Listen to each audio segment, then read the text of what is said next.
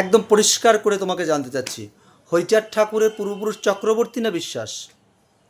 আমার গবেষণায়, দীর্ঘ গবেষণা,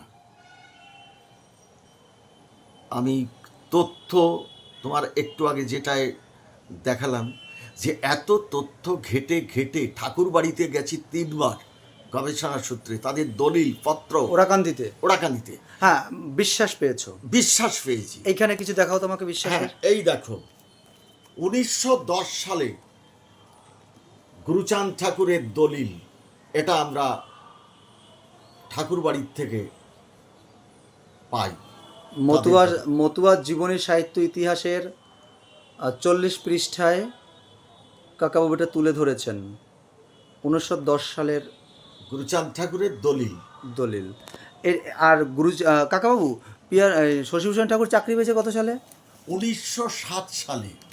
1907 সালে। আর রমসূদ্র সুরিত পত্রিকা, ওটা কপিটা রয়েছে তোমার কাছে কত সালে?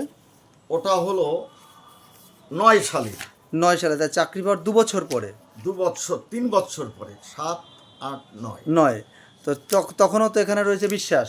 তখনও এখানে বিশ্বাস। আর দলিল পেয়েছি 3 বছর পরে। হ্যাঁ, সেটা বিশ্বাস।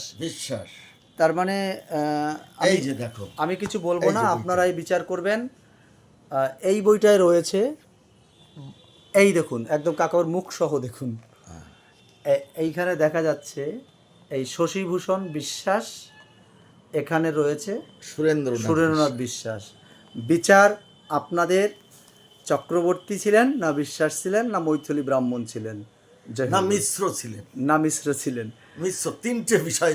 কিন্তু কিন্তু বাড়ির দলিলে রয়েছে, এবং তাদের পত্রিকা, গুরুচাঁদ ঠাকুরের জীবদ্দশায় যে পত্রিকা, সেখানেও বিশ্বাস রয়েছে।